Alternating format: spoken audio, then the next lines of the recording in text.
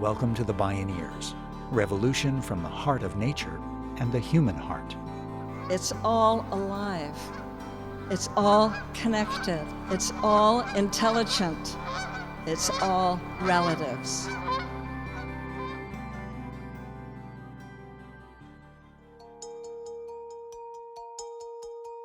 What did we do? With a coalition of people, we passed the Healthy Soils Initiative, which is funding for carbon farming in the state of California. So in 3 years, we took a working model and we scaled up to the state. In this half hour, we visit with two unlikely pathfinders who are helping revolutionize the way we think about how our food, fuel, and fibers are produced, and how that production can take carbon out of the atmosphere and put it back where it belongs, in the soil.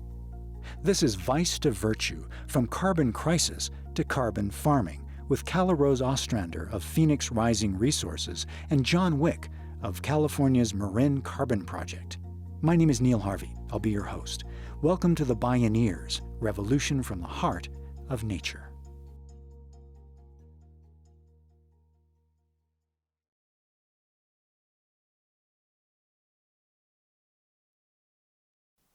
How does a virtue become a vice? How does a basic building block of life turn into a threat to life? And how do you turn that vice back into a virtue? Any good ecologist will tell you that in nature, waste is just a resource that's out of place. In other words, location, location, location. Get back to where you once belonged is the astoundingly simple remedy behind a genuinely groundbreaking climate change mitigation strategy. It's a movement that's sweeping across agricultural lands in the U.S. and around the world. It's called carbon farming, and it's too good not to be true. Given that a third of Earth's ice-free surface is dedicated to farming, even small-scale changes at the local level can produce very big influences at the global scale. Regenerative agriculture can optimize carbon sequestration and revitalize the soil so more water sticks around for longer, building agricultural resilience. Scaling up these revolutionary methods can offset the climate destabilization that threatens to confound agriculture and endanger our food supply. John Wick is a true believer. He's co-founder of the Marin Carbon Project and co-owner with his wife, Peggy Rathman, of the Nicasio Native Grass Ranch. I love concrete. I worked for a couple of decades in this area, doing projects. In the early 90s, I went to school to become a project manager, and I had this dream of working on very large projects, and in particular, the Three Gorges Dam in China. I thought that would be a very spectacular achievement for a career. If you'd told John Wick that instead of concrete, he'd end up working with compost and cows to solve the greatest challenge to human civilization, he probably would have laughed out loud. Then again, as John Lennon said, life is what happens while you're making other plans. John Wick spoke at a Bioneers conference. My wife became very successful. She created a bestseller children's book, Goodnight Gorilla, and then won the Caldecott Award. And then, as a family decision, we chose to put my energy and my enthusiasm into her career. Now, I have a large personal space, and that requires a bigger studio than we had, so we bought a barn. And this barn that we bought was on a ranch 20 minutes west of here in Nicasio, and we went about our work creating children's books with no regard to the ranch surrounding this barn. It's 540 acres of a coastal prairie system. And our approach to managing this landscape was to leave it alone. It was our assumption that nature would heal itself and we could create wilderness by basically just watching. But that didn't happen. And soon, over a few years, the system went into chaos. We had encroachment of weeds from places other than here. The coyote brush took over the landscape. We had sudden oak death. And so, being who I am, I looked to technology and equipment and started to try and manage this system as a construction guy. And everything I did made it worse. And so it was spinning out of control, and it was then that we actually sought professional help. John Wick and his author wife, Peggy Rathman, knew they were lost and needed some directions. They found their way to Dr. Jeffrey Kreck, an experienced agricultural and rangeland ecologist. He advocated that they bring grazing animals back onto the landscape in a manner that's based on mimicking nature's own cycles. Dr. Kreck told them what the land needed was the very cows that they'd removed. Why? Because before Europeans brought cattle to North America, vast herds of buffalo and elk co-evolved with grasslands and actually created those grasslands by disturbing and fertilizing the landscape. Managing the cows differently, one more resource out of place, would create the conditions that would recreate the perennial grasses. Together they developed a new plan, because life had another plan, a very old one. Now, Jeff suggested that we learn what this system was, and that was a big education for me. These are leaky, juicy systems. They're not hardscapes like I'm used to, and it required a complete different approach. And so working with living systems required observation and more benevolent participation. So we introduced intentional disruption in the form of an occasional grazing event, and we did very light touches on the landscape and started to see spectacular results. We started to actually see whole systems of native plants appearing on their own without planting a seed. This became really exciting to us. Dr. Creek got more and more excited because around 2006, 2007, there was more and more concern about the climate crisis. And it was Jeff's thinking that if in fact we were creating conditions for the deeper rooted native perennial plants to express themselves, through photosynthesis, we were probably increasing durable soil carbon that would be significant, and we needed a way to measure that. Little did the accidental land managers know they were embarking on a world-changing demonstration project to meaningfully address the climate crisis. John Wick and Jeff Kreck realized it would be groundbreaking if they could actually pull carbon out of the air and cycle it back into the soil in significant quantities.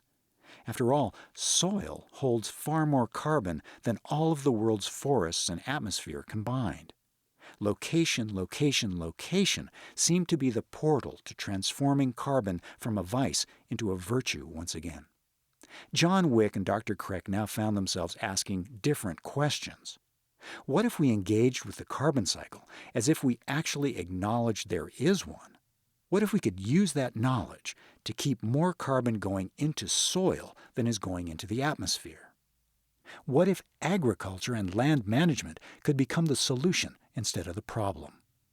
To test the hypothesis that grazing could enhance durable soil carbon, John Wick sought out a scientist who specialized in such questions. John Wick spoke with us at a Bioneers conference. So the question that we asked in 2007 to Dr. Wendy Silver, a biogeochemist at UC Berkeley, a world-renowned soil carbon sequestration expert, was, is my grazing management increasing durable soil carbon that would be climate beneficial? She said, I doubt it, and I doubt we could measure it. Dr. Silver agreed to work with Wick and Dr. Kreck to design a robust experiment. They would measure whether rangelands could be managed to increase soil carbon and beyond. Little did they know that while their initial question on grazing alone enhancing soil carbon would be disproved, they would discover the powerful role that carbon plays in restoration of ecosystem health. Their inquiries were the genesis of the Marin Carbon Project, a model for comprehensive carbon farming that would be scaled throughout California. So around 2008, we were able to create the Marin Carbon Project and brought together scientists, policymakers, practitioners, advisors, and explored the question of the role of carbon in managed natural systems upon which we rely for food, fuel, fiber, and flora. We now know that through managing for carbon, we can actually increase the system capacity to hold even more carbon. And once you do it, the system starts to do it on its own. We first experimented with compost, and by putting this beautiful biologically stable molecule, carbon, nitrogen, and life, on the soil knew exactly what to do with it. So by applying a thin dusting of compost once on our grazed rangeland system, it was like putting medicine on this poor soil, and it quickly became healthy, and on its own started to promote more plant growth, which sequestered more carbon, which held more water, which promoted more plant growth, and it goes on and on. We've measured for 5 years this ongoing self-feeding carbon sequestration phenomenon, and our computer modeling shows that a single application of compost one time will result in a ton of carbon from the atmosphere ending up in a stable form in the soil for 30 to 100 years. This is incredibly exciting. John Wick, Peggy Rathman, and the scientists were not afraid to fail and kept asking questions, intent on demonstrating the virtues of carbon in agricultural systems. They knew how much they didn't know, and they knew they'd face intense skepticism. I met John in the city and county of San Francisco, actually first over the phone. He called me up and I answered. I was the climate change coordinator. And he said, I've got this project and we're going to graze cows and we're going to reduce carbon and we're going to sell carbon offsets. And I said, that's nice. Call me back when you have a protocol and you've proved additionality and you've got all these things. Calla Rose Ostrander had spent her professional life working with cities to transform urban systems from climate liabilities to climate solutions. After she bluntly told John Wick to come back with proof of concept, well, he did just that. But he returned with an unusual ask. 5 years later, he showed up in our office and he said, we did the science. We showed that the soil actually responds and sequesters carbon with a single application of compost because it makes the whole system healthier. We got a biogeochemist to do it. Here are the 12 papers. Here's a protocol. Here's our policy base. By the way, we're working with the USDA and the Natural Resource Conservation Service, and we're here because we need more compost. And I said, okay. It turned out life had other plans for Calla Rose Ostrander, too, as she recalled at a Bioneers conference. I had a personal experience where I had just finished writing the city and county of San Francisco's climate strategy with a number of people who were part of that project.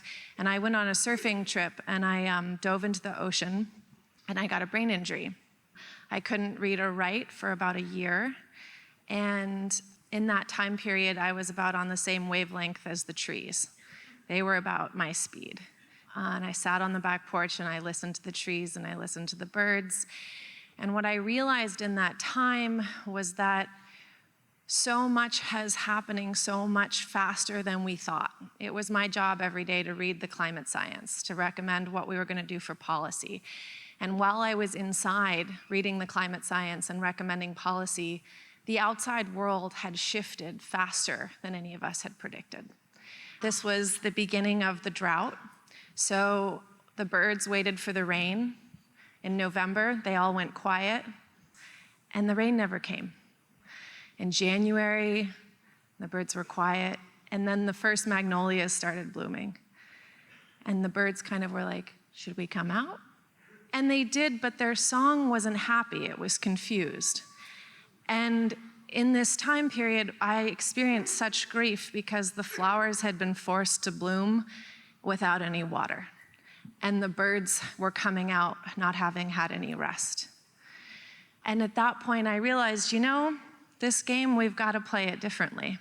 I can't go sit down for 8 hours a day in the office and look at my computer and say I'm working on climate change.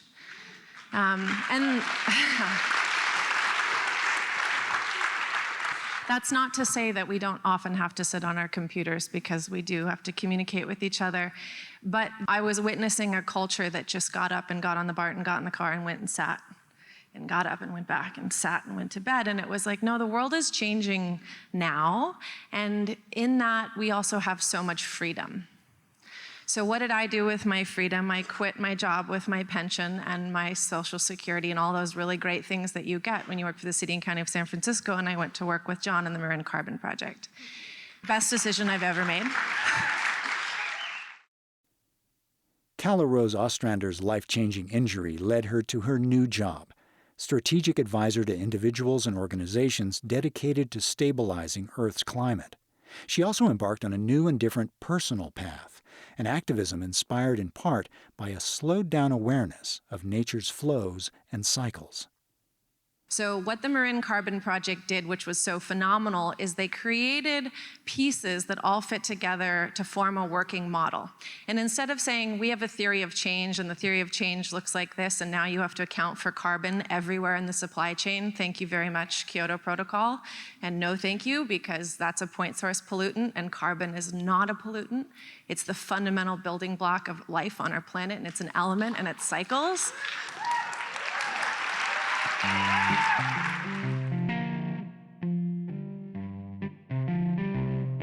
When we return, how John Wick and Calla Ostrander are taking the Marin Carbon Project to scale by managing for life and supporting what works.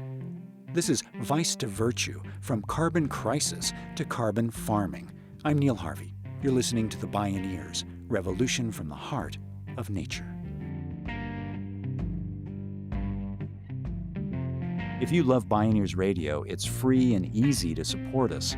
Just take a moment to post a review on our podcast on iTunes, Google Play, or wherever you find our show online. You'll be helping other people find and enjoy these incredible thinkers and storytellers. And thank you for helping us out.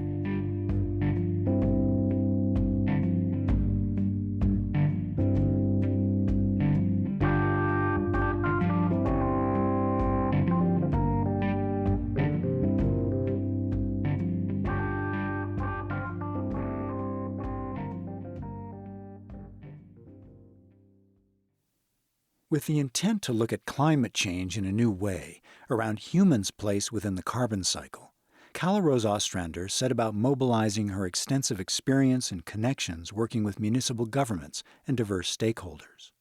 She and Wick saw an existing pathway for how to move the Marin Carbon Project to scale. The project had begun working with U.S. Department of Agriculture resource conservation districts, a system of non-regulatory assistance for farmers created after the Dust Bowl, when badly managed lands turned to dust in the wind.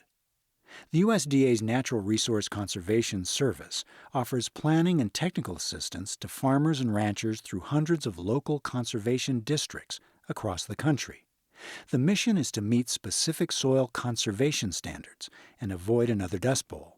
The Marin Carbon Project partners seized the opportunity to work with these districts. But, said Wick and Ostrander, in light of today's new burden of a climate crisis, rather than a soil conservation plan, let's create a carbon plan. They knew that by managing for carbon, they would also manage for soil health, water, energy, nutrients, and productivity. They found that many farmers and ranchers were already practicing specific methods that happened to also increase sequestration of carbon into the soil. A federal but highly distributed localized infrastructure was already in place, and it could be keyed to advancing newly imagined local economies built around carbon farming. So they said, we're going to work with those guys, existing infrastructure. We're going to create and fund FiberShed to create regional fiber economies. We're also going to create a model for compost at the dairy next door. So we're going to create our own compost. We're going to do the science. We're going to get the protocols right.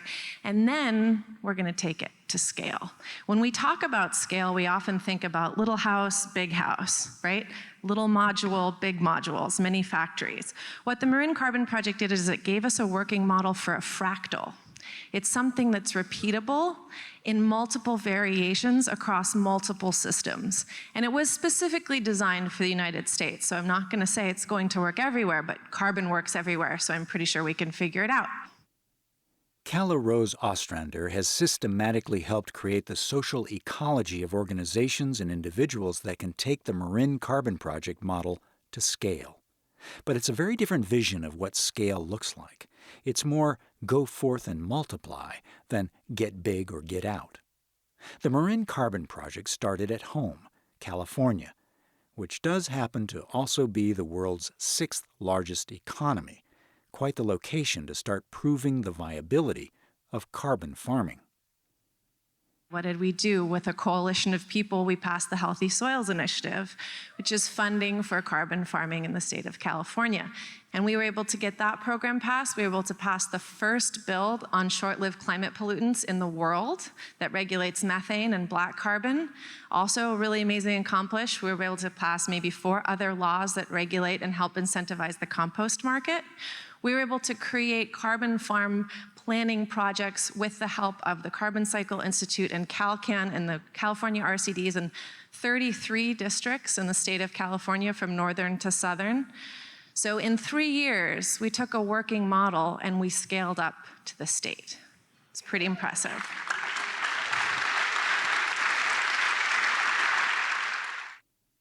Now, California ranchers and farmers can go to their local resource conservation districts and to the state's Healthy Soils Initiative, where they can apply for financial and technical help with their carbon farming plan.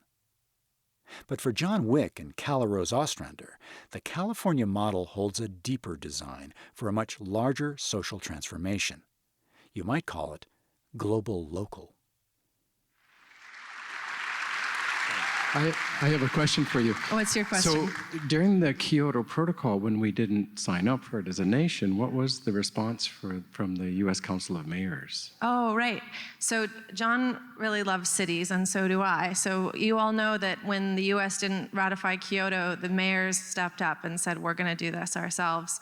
And that's really where this action is at. Renewable energy, that's coming at the city level. You want composting, that's coming at the city or county level. So it really is these structures of power that we need to identify that we can utilize to create the change that we want to see in the world. And people will often ask, well, how do we create this huge problem? And it's this huge problem. And what I learned by watching the Marin Carbon Project is they found out what worked, and then they kept supporting what worked. So oftentimes in our jobs or in our lives, we fight what's bad and we spend a lot of energy fighting what's bad. We have to find what works and support what works, because where our attention goes, there our energy goes. So cities are one of those things that really work because they are responsive to people's power at the local level. John Wick and Calla Ostrander know that what happens in California doesn't stay in California. That's certainly their intention for the Marin Carbon Project. But their view of what it means to take something to scale has changed radically. It starts by asking nature. And so for me, one of the big personal discoveries was in the beginning of the Marin Carbon Project, we were clearly told that anything we had to do, if the state and federal agencies were going to participate, everything we did had to be replicable, scalable, and broadly applicable. That made sense to me. I get it. Turns out, though, that that's the wrong approach. What I've discovered and what we've actually put to practice is first to scale something to the natural boundaries within which it's occurring, and therefore replicate it again within the natural boundaries. And that's how you broadly distribute something. So for me, local governance, the participation of us as citizens with our assemblymen, mayors, boards of supervisors, this is the scale with which we can actually change the world. This is our community. And working within our community with each other, we maybe can actually address this issue of otherness. Yeah, we have to address it all the time. And so this argument over like what's the right framework or what's the right way to do things, it's not the conversation to be having. People say, oh, so soil is the single thing that's going to save the planet. We say, no, no, no, you're missing it. How we exchange energy with each other in the form of carbon and how we use that energy is probably what's going to help save all of us.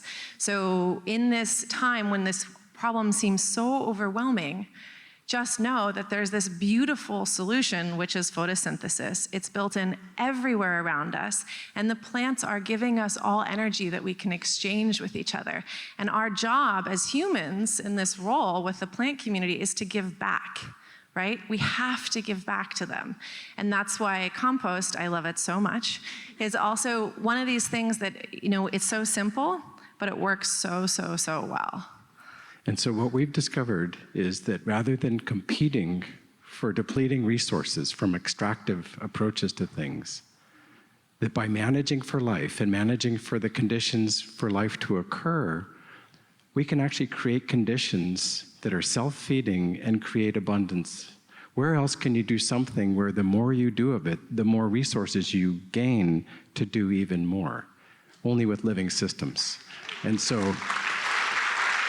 And I'd include people in that living system. So as much as I love concrete, I actually love life more. And so thank you for your time. Thank you, guys.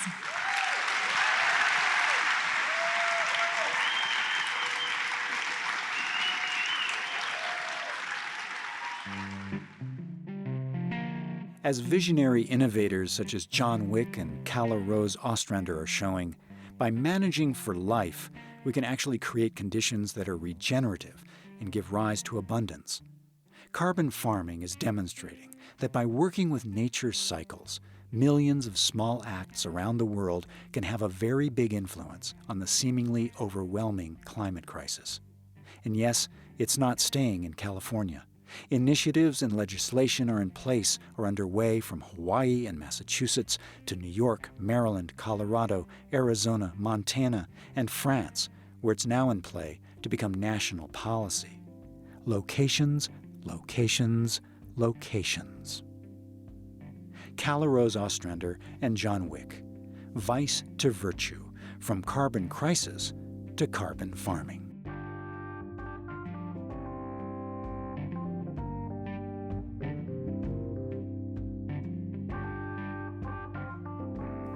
You can see and hear more from the guests in our program and explore more Bioneers radio programs, podcasts, blogs, and videos online at bioneers.org. For information on attending the National Bioneers Conference and Bioneers events in your area, please visit bioneers.org or call 1-877-BIONEER. The Bioneers, Revolution from the Heart of Nature is a production of Bioneers and Collective Heritage Institute. Executive producer, Kenny Ausubel. Written by Kenny Ausubel and Teo Grossman. Senior producer and station relations, Stephanie Welch. Host and consulting producer, Neil Harvey. Producer, Teo Grossman. Program engineer and music supervisor, Emily Harris. Additional music was made available by Blue Dot Sessions at www.sessions.blue. My name is Neil Harvey. Thank you for listening. This is program number 1017.